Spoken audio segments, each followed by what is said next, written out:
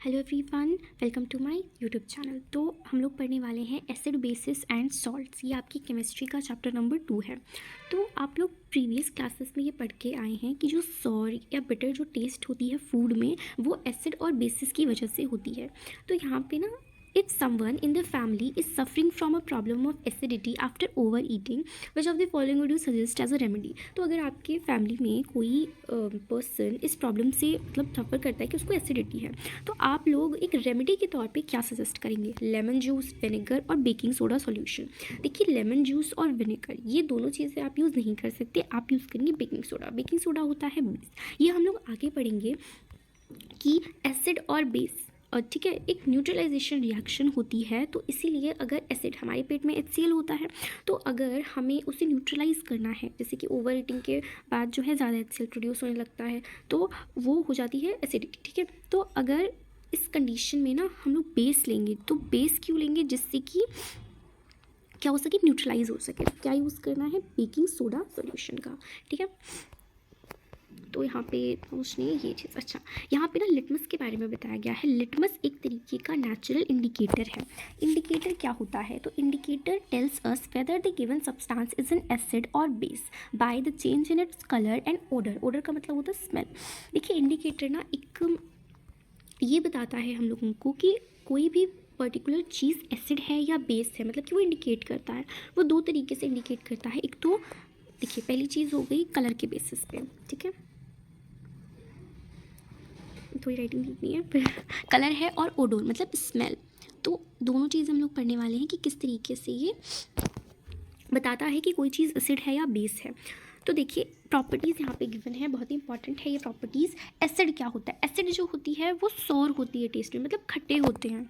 एक मिनट, ठीक है। Acids are sour in taste and change colour blue litmus to red. तो जो लिटमस का कलर होता है ना, लिटमस कलर, वो ब्लू लिटमस को रेड में चेंज कर देता है। ठीक है, अगर लिटमस पेपर का कलर ब्लू है, तो अगर हम लोग लिटमस पेपर को एसिड में डालते हैं तो उसका कलर हो जाता है रेड। ठीक है, और अगर हम लोग रेड लिटमस को एसिड में डालेंगे तो क्या होगा? तो कलर चेंज नहीं होगा। लिटमस एक तरीके का नेचुरल इंडिकेटर होता है, जैसे कि लिटमस पेपर हो गया, लिटमस सॉल्यूशन हो गया, और टर्मरिक, हल्दी जिसका ओरिजिनल कलर येलो होता है, आपको पता है, टर्मरिक हो गया। ठीक है, तो ये कुछ इंडिकेटर है, नेचुरल इंडिकेटर है। इंडिकेटर को लेबोरेटरीज में भी बनाया जाता है। तो यहाँ इस बॉक्स में ये डू यू नो वाले में आप लोगों को बताया गया है लिटमस के बारे में। तो लिटमस सॉल्यूशन का बेसिकली ओरिजिनल कलर होता है पर्पल। ठीक है, पर्पल कलर होता है। और अगर जैसे लिटमस सॉल्यूशन है, अगर आप उसमें एसिड डालेंगे तो उसका कलर रेड हो जाएगा। ठीक है, और अगर बेस को डालेंगे तो ब्लू हो जाएगा।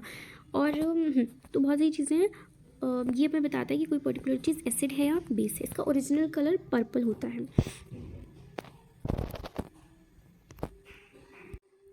और अगर जो लिटमस सॉल्यूशन है वो एसिडिक और बेसिक दोनों नहीं होगा, तो फिर उसका कलर पर्पल ही रहता है। ठीक है, नेचुरल मटेरियल्स बहुत सारे हैं, जैसे कि रेड कैबेज जो होता है उसकी लीव्स भी एक तरीके के नेचुरल इंडिकेटर की तरह काम करती है। टर्मरिक हो गया, coloured petal of some flowers. ठीक है, ये सारे फ्लावर्स हैं, और ये हमें बताते हैं कि कोई पर्टिकुलर चीज़ एसिड है या बेस है। ठीक है, these are called acid base indicator और समटाइम्स सिंपली इंडिकेटर्स। तो हम लोग इनको क्या बोलते हैं? एसिड बेस इंडिकेटर्स बोलते हैं, या हम लोग उसको कलर चेंजिंग इंडिकेटर्स भी कहते हैं। ठीक है, understanding the chemical properties of acid and bases.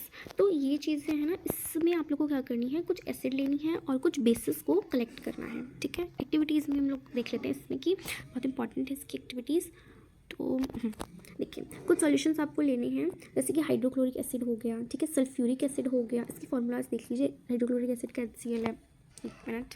Nitric acid है, एसिटिक एसिड है, सोडियम हाइड्रोक्साइड। अब ये जो है ना, ये बेस है, सोडियम हाइड्रोक्साइड बेस है। Calcium hydroxide, potassium hydroxide, magnesium hydroxide and ammonium hydroxide. तो आप लोगों ने कुछ एसिड के और कुछ बेसिस के सैंपल को कलेक्ट कर लिया। अब इस टेबल में हम लोग को ये फिलअप करनी है कि मतलब कब किस में कैसे चेंज आएगा। ठीक है, तो इसको करने से पहले ना बेसिस देख लेते हैं। बेसिस क्या होते हैं? बेसिकली बिटर होते हैं टेस्ट में। ठीक है, यहाँ देखते हैं बेसिस क्या होते हैं। बेसिस जो होते हैं वो बिटर होते हैं टेस्ट में। ठीक है, पहली चीज़ बिटर होते हैं। बेसिस आपकी रेड लिटमस को ना ब्लू में चेंज कर देते हैं। एसिड क्या करते थे? एसिड ब्लू लिटमस को रेड में चेंज करते थे, और बेसिस रेड लिटमस को ब्लू में चेंज करते हैं। ठीक है, और ठीक है, ये चीज़ आप लोग को याद रखनी है। तो अब आप लोगों को ना यहाँ पे इस टेबल को फिल करनी है, ठीक है। सैम्पल सॉल्यूशन में आप क्या लेंगे, आप एसिड लेंगे, ठीक है। तो सबसे पहले मैं एसिड ले लेती हूँ, एसिड, ठीक है। सैम्पल सॉल्यूशन में हमने एसिड ले लिया। एसिड को जब रेड लिटमस में डाला जाएगा तो उसमें नो चेंज आएगा, मतलब नो चेंज, वो रेड का रेड ही रहेगा। अगर हम लोग उसको ब्लू लिटमस में डालेंगे तो उसका कलर क्या हो जाएगा, रेड हो जाएगा। अब फिनोप्थिलीन और मिथाइल ऑरेंज, ठीक है, इनको देखने से हम लोग बेस देख लेते हैं। बेस को अगर रेड लिटमस में डालेंगे तो उसका कलर ब्लू हो जाएगा, ठीक है, और ब्लू लिटमस सॉल्यूशन में उसका कलर चेंज नहीं होगा।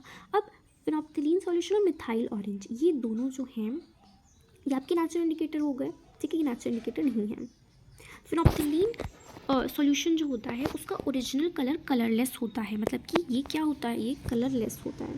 फिनोप्थिलीन जो होता है ये कलरलेस होता है, ठीक है, इसका ओरिजिनल कलर। हम लोग अगर फिनोप्थिलीन में सॉल्यूशन में एसिड को डालते हैं ना तो उसका कलर चेंज नहीं होता, मतलब वो रिमेन कलरलेस ही रहता है। अगर फिनोप्थिलीन सॉल्यूशन में बेस को डाला जाता है तो उसका कलर पिंक हो जाता है, ठीक है, तो ये याद कर लीजिए। उसके बाद आता है मिथाइल ऑरेंज। इसका ओरिजिनल कलर जो है वो उसके नाम में ही है, इसका ओरिजिनल कलर ऑरेंज होता है। हम लोग जब मिथाइल ऑरेंज के सॉल्यूशन में ना एसिड को डालते हैं ना तो उसका कलर क्या हो जाता है, रेड हो जाता है। और बेस को डालेंगे तो उसका कलर हो जाएगा येलो। ये कुछ इंडिकेटर्स हैं जो आप लोग को याद करना है, ठीक है, एग्जाम में पूछ लिया जाता है इससे क्वेश्चंस। अब indicators that tells us whether a substance is acidic और basic by change its colour. तो कलर के बेसिस पे तो हमने देख लिया कि कोई हमें बताया, जैसे कि रेड लिटमस सॉल्यूशन हो गया, ठीक है, blue litmus, phenolphthalein, methyl orange, ये सब हमें बताते हैं। टर्मरिक हो गया नेचुरल इंडिकेटर, तो ये अपने कलर को चेंज करके बताते हैं कि whether any chemical compound is acid और बेस। अभी कुछ ओडोर को चेंज करते हैं। ओडोर का मतलब होता है स्मेल, ठीक है। स्मेल को चेंज करके बताते हैं कि एसिडिक है या बेसिक है एक पर्टिकुलर कंपाउंड। उन्हें हम ऑल्फैक्टरी इंडिकेटर्स कहते हैं। वेरी इंपॉर्टेंट, क्या कहते हैं, ऑल्फैक्टरी इंडिकेटर्स कहते हैं। तो कुछ इंडिकेटर्स हैं, तो यहाँ पे आप लोगों को ना एक्टिविटी में स्लाइड बनाने के लिए बताया गया है। 3 हैं ऑल्फैक्टरी इंडिकेटर्स, मतलब इस आप लोग को देखनी है, vanilla, onion and clove oil. Basically clove oil है। तो ये तीनों जो है ना ये एसिड और बेस में ना एक ही जैसा काम करते हैं। तो देखिए वेनिला, ऑरेंज और क्लोव तीनों के पास अपनी अपनी की स्मेल होती है, ठीक है। तो अगर हम लोग को टेस्ट करना है कि ये एसिड है या बेस है, तो अगर हम लोग वेनिला, ऑनियन और क्लोव में, तो अगर इनकी स्लाइड बना के एसिड से टेस्ट किया जाए तो एसिड में ना इनका कलर, ठीक है, देखिए एसिड में ना इन कलर कह रही हूँ, इनकी जो स्मेल होती है, इनका जो ओडोर होता है ना वो रिमेन्स सेम, ठीक है। मतलब आप देख लीजिए एसिड में ना, एक मिनट, एसिड में जो है वो उनकी कलर सेम ही रहती है। मैं यहाँ पे लिख रही हूँ वैसे ऐसे। तो तीनों में ना एसिड में सेम ही केस होता है। और बेस में क्या होता है, वो अपनी स्मेल को लूज़ कर देती है। क्या होता है, जैसे कि इनकी अपनी अपनी की स्मेल है तो उन स्मेल को ना, ये एसिड में इनकी रहती है स्मेल, लेकिन बेस में ना ये अपनी स्मेल को लूज़ कर देती हैं, ठीक है।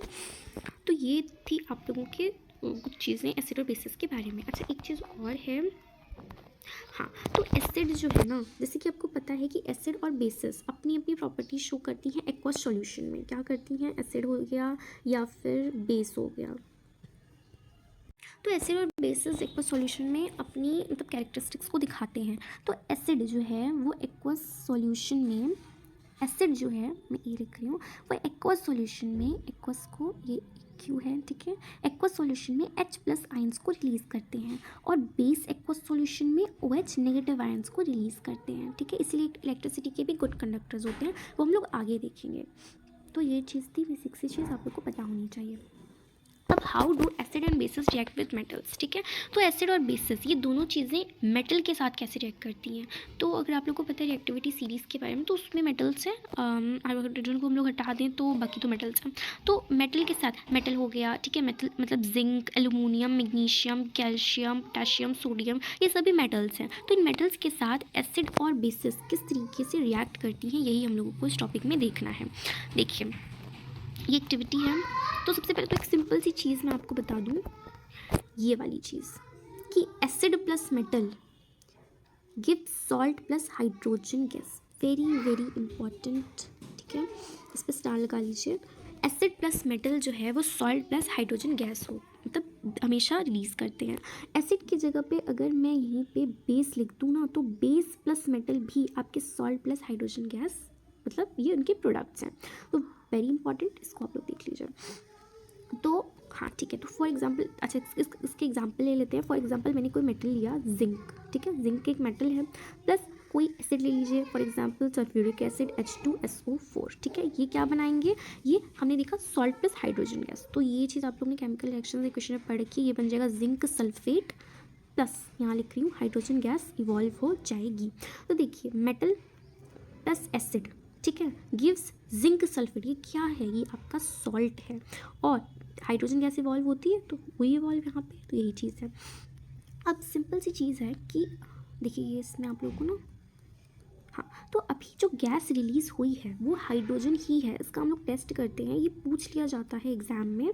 तो उसका हम लोग टेस्ट कैसे करते हैं, तो देखिए यहाँ पे ना एक टेस्ट ट्यूब ले लीजिए इस तरीके से, जैसे जो भी हम लोगों ने ना अभी रिएक्शन कराया है जिंक का और H2SO4 का, वही हम लोग ले लेते हैं। तो देखिए जिंक ग्रैन्यूल्स लिए हुए हैं, जिंक ग्रैन्यूल्स, ठीक है, जिंक के छोटे छोटे टुकड़े, और डाइल्यूट सल्फ्यूरिक एसिड, डाइल्यूट और कंसनट्रेटेड, दी कंसनट्रेटेड एसिड वो होता है जिसमें पानी का अमाउंट कम होता है और एसिड का अमाउंट ज़्यादा होता है। और डाइल्यूट एसिड में क्या होता है, ठीक है, डाइल्यूट का मतलब होता है कि जिसमें एसिड का अमाउंट कम है और पानी का अमाउंट ज़्यादा है। तो हम लोगों ने डाइल्यूट सल्फ्यूरिक एसिड को लिया है।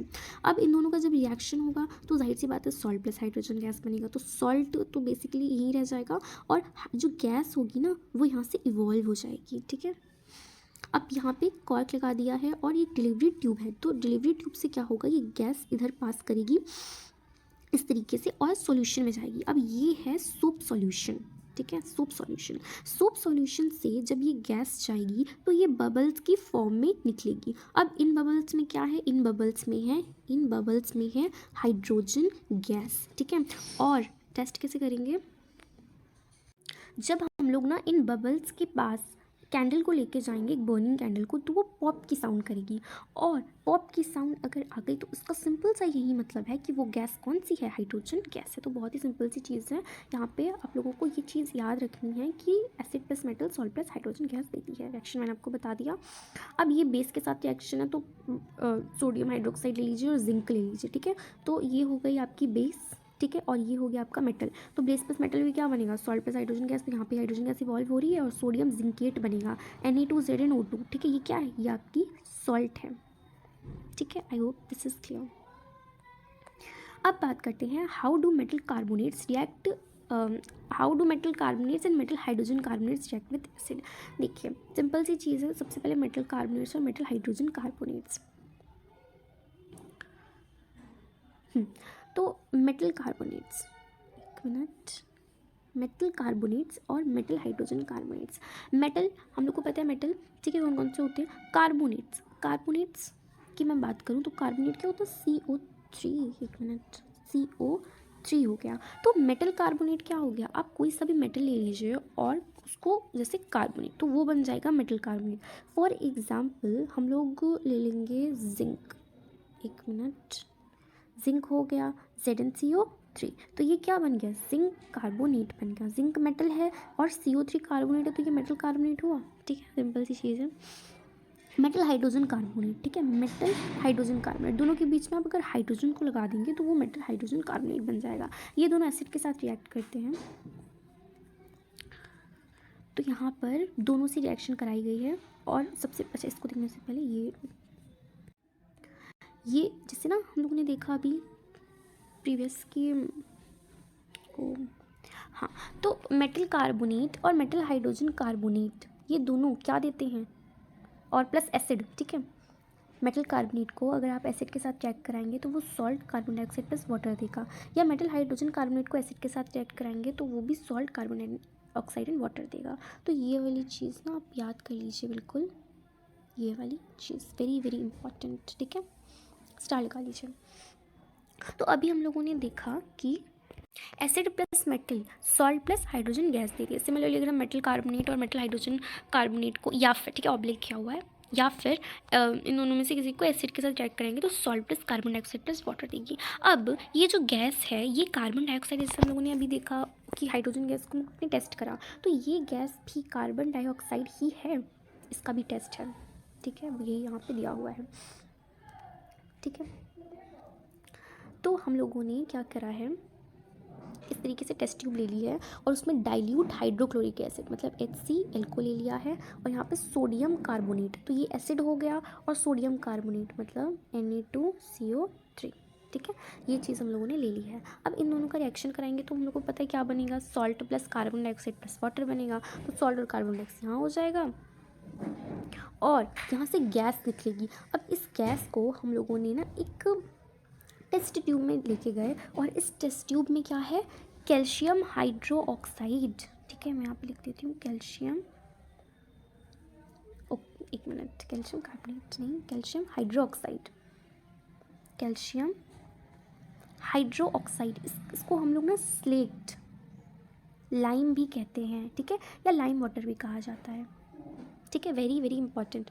तो हम लोगों ने एक रिएक्शन कराया यहाँ पे, कैसा रिएक्शन, हम लोगों ने कैल्शियम हाइड्रोक्साइड में रिएक्ट करा दिया, यहाँ से CO2 गई तो CO2 गई। ठीक है, अब जब इन दोनों का रिएक्शन होगा ना तो कैल्शियम हाइड्रोक्साइड जो है ये मिल्की हो जाएगा, मिल्की हो जाएगा। ठीक है, और अगर ये मिल्की हो गया तो इसका क्या मतलब है कि ये कौन सी गैस है, ये CO2 गैस है।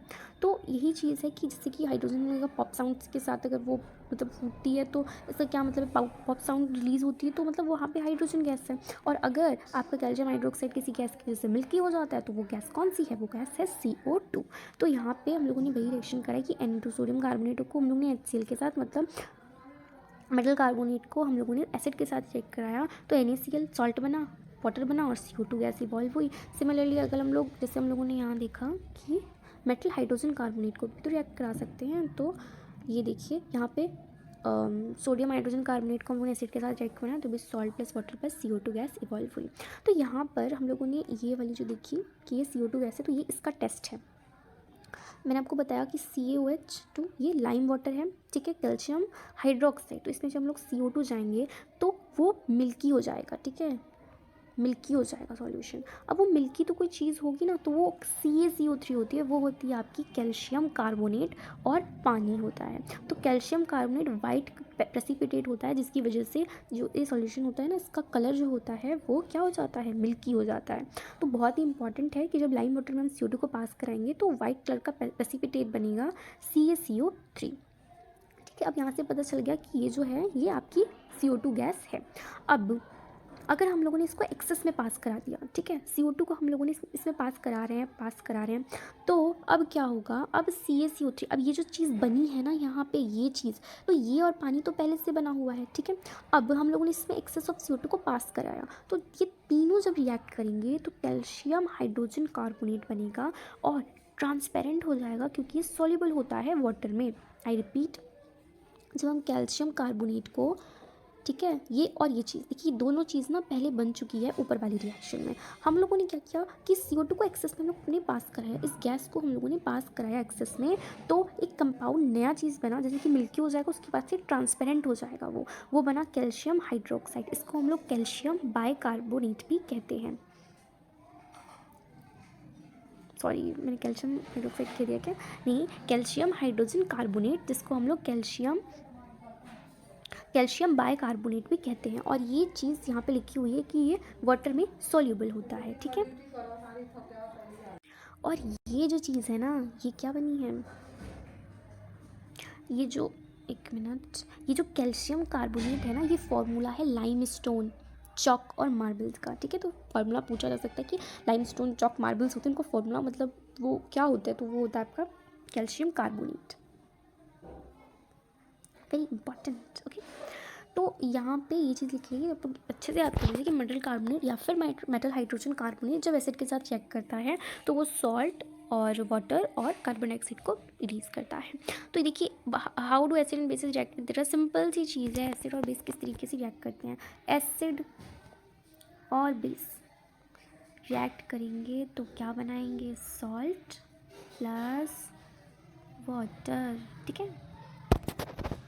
एसिड और बेस, सॉल्ट प्लस वाटर। इस तरीके से आप लोग को एग्जांपल दिया गया कि NaOH, सोडियम हाइड्रोक्साइड हो गया, HCl हो गया, ये बेस है, ये एसिड है, दोनों रिएक्ट किया NaCl H2O, NaCl सॉल्ट है और H2O पानी है, ठीक है। ये रिएक्शन भी आपकी लिखी हुई है कि base plus acid gives salt plus water. अच्छा, अब इस रिएक्शन को बहुत ही इंपॉर्टेंट चीज़ है, एक मिनट हम लोग कलर चेंज कर लेते हैं, ठीक है। अच्छा, ये रिएक्शन जो दोनों के बीच में हुई है, एसिड और बेस के बीच में, जो जिससे सॉल्ट प्लस वाटर बना है, इसको हम लोग न्यूट्रलाइजेशन रिएक्शन कहते हैं। क्या कहते हैं? Neutralisation reaction, very very important.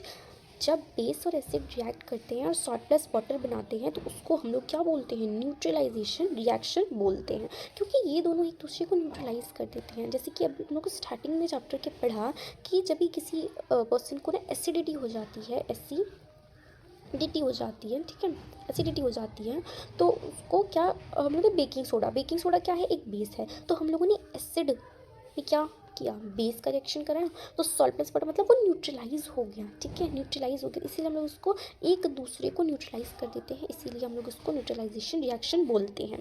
अब 2 टॉपिक और बचे हैं, बहुत ही सिंपल से, reaction of metallic oxides with acid. Simple सी चीज़ है कि जो मेटेलिक ऑक्साइड होते हैं ना, ये बेसिक होते हैं नेचर में। बेसिक क्यों होते हैं? Basic in nature, very very important, ये बेसिक होते हैं नेचर में। देखिए, जब मेटेलिक, ध्यान से देखिए, अच्छा यहाँ देखिए लिखा हुआ है, जब मेटल ऑक्साइड एसिड के साथ रिएक्ट करते हैं तो सॉल्ट प्लस वाटर बनाते हैं। और हम लोगों ने पढ़ रखा है कि जब बेस और एसिड रिएक्ट करते हैं तो वो सॉल्ट प्लस वाटर बनाते हैं। तो एसिड किसके साथ रिएक्ट करेगा तो सॉल्ट प्लस वाटर बनाएगा? बेस के साथ रिएक्ट करेगा तो सॉल्ट प्लस वाटर बनाएगा। एसिड मेटल ऑक्साइड के साथ सॉल्ट प्लस वाटर बनाता है। इसका क्या मतलब है कि मेटल ऑक्साइड क्या है? बेसिक है नेचर में, सिंपल सी चीज़ है, ठीक है। तो ये चीज़ आप लोगों को याद रखनी है। तो इसका एक एग्जाम्पल देख लेते हैं, इस रिएक्शन का एक एग्जाम्पल देख लेते हैं। फॉर एग्जाम्पल HCl है और उसको हम लोगों ने रिएक्ट किया कॉपर ऑक्साइड के साथ, तो ये क्या बनाएगा? कॉपर क्लोराइड बनाएगा और H2O बनाएगा, ठीक है। इसको हम बैलेंस कर देते हैं, तो ये हाइड्रोजन 2, Cl भी तो हो गया, CO एक और ऑक्सीजन एक, ठीक है, तो ये बैलेंस होगा। तो HCl एसिड है, ठीक है, CO क्या है? मेटल ऑक्साइड है, ठीक है। तो इसने क्या बनाया? इसने सॉल्ट प्लस वाटर बनाया, तो ये इसका एग्जाम्पल था। और अब reaction of non metallic oxide with base, तो इसका सिंपल सी चीज़ है कि नॉन मेटेलिक ऑक्साइड क्या होते हैं? एसिडिक इन नेचर, एसिडिक होते हैं नेचर में, तभी तो वो बेस के साथ रिएक्ट करके क्या बनाते हैं? Salt plus water. तो ये चीज़ आप लोग की ना लिखी नहीं हुई है NCERT में, बट मैं बता रही हूँ कि नॉन मेटेलिक ऑक्साइड, ये मैं ऐसे लिख रही हूँ, नॉन मेटेलिक ऑक्साइड जब बेस के साथ रिएक्ट करते हैं तो वो क्या बनाते हैं? बेस के साथ रिएक्ट करने पे वो सॉल्ट प्लस वाटर बनाते हैं। तो कोई चीज़ अगर बेस के साथ रिएक्ट करके सॉल्ट प्लस वाटर बनाती है तो इसका मतलब क्या है कि वो जो चीज़ रिएक्ट कर रही है वो क्या है? एसिड है। तो नॉन मेटेलिक ऑक्साइड आपकी एसिडिक हो जाएगी नेचर में। तो देखिए यहाँ पे ये चीज़ लिखी हुई है कि base react with carbon dioxide to produce salt and water since this is similar to reaction between base and acid. तो बेस एंड एसिड का रिएक्शन है और इससे हम लोग क्या कंक्लूड कर सकते हैं कि नॉन मेटेलिक ऑक्साइड जो है वो एसिडिक है नेचर में, ठीक है। तो I hope this is clear to you. तो इसमें हम लोगों ने जो चीज़ें पढ़ रखी हैं आई होप आप लोगों को समझ में आई होंगी। तो ये था chapter, thank you so much. तो अगले इसमें हम लोग ना आगे की चीज़ें डिस्कस करने वाले हैं। Thank you.